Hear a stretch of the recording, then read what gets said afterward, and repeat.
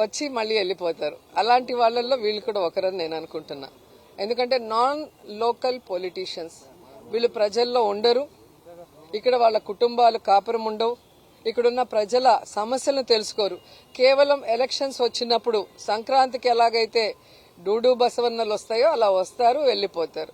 కాబట్టి ప్రజలకు తెలుసు మొదటి నుంచి ప్రజల్లో ఉంటుంది ఎవరు, ప్రజల సమస్యల కోసం పోరాడింది ఎవరు, అధికారంలోకి వచ్చాక ఆ సమస్యల్ని దూరం చేసి వారికిచ్చిన ప్రతి వాగ్దానాన్ని నెరవేరుస్తూ రాష్ట్రాన్ని అభివృద్ధి చేస్తూ ప్రజలకు కూడా సంతోషాలను అందించింది వైఎస్ఆర్ గారు, జగన్ గారు మాత్రమే.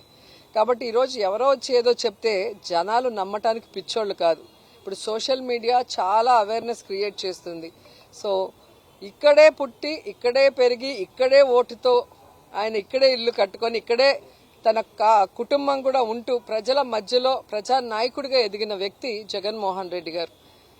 ఈరోజు ఒక పార్టీ పెట్టి తన తండ్రిని అభిమానించే వాళ్ళకి తన తండ్రి లేరు అని, ఇక మాకు లైఫే లేదనుకొని ఏడుస్తూ ఉన్న ఈ రాష్ట్ర ప్రజలకి రాజన్న బిడ్డ నేనున్నాను, రాజన్న రాజ్యాన్ని తీసుకొస్తానని పావురాల గుట్టలో ప్రమాణం చేసి ఆ తర్వాత ఎన్ని కష్టాలు, ఎన్ని అవమానాలు, ఎన్ని తప్పుడు కేసులు పెట్టి ఆయన్ని జైల్లో పెట్టినా కూడా ఏ రోజు ఎవరికి తల ఒగ్గలేదు, ఎక్కడా కాంప్రమైజ్ అవ్వలేదు, ఎక్కడా ఏ పార్టీతో పొత్తు పెట్టుకోలేదు, ఏ పార్టీలో విలీనం చేయలేదు.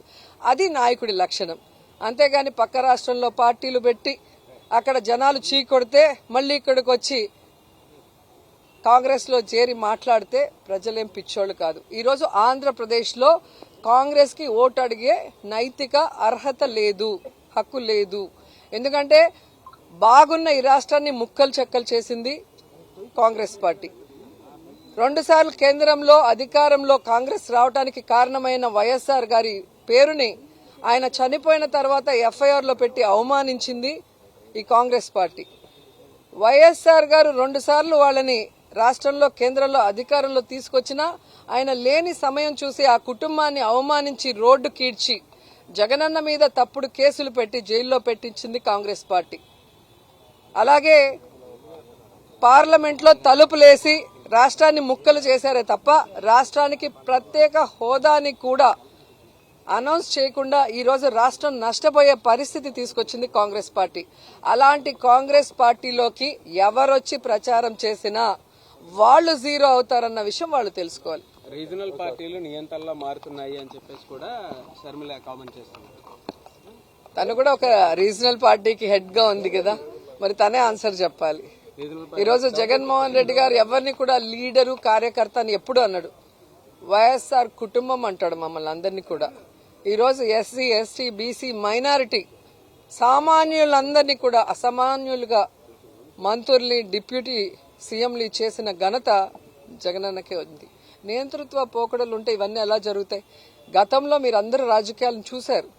గతంలో మినిస్టర్లు ఎవరు, వాళ్ళ పరిపాలన విధానం ఎలా ఉంది, ఈ రోజు ఎలా ఉందో మీరు చూడండి.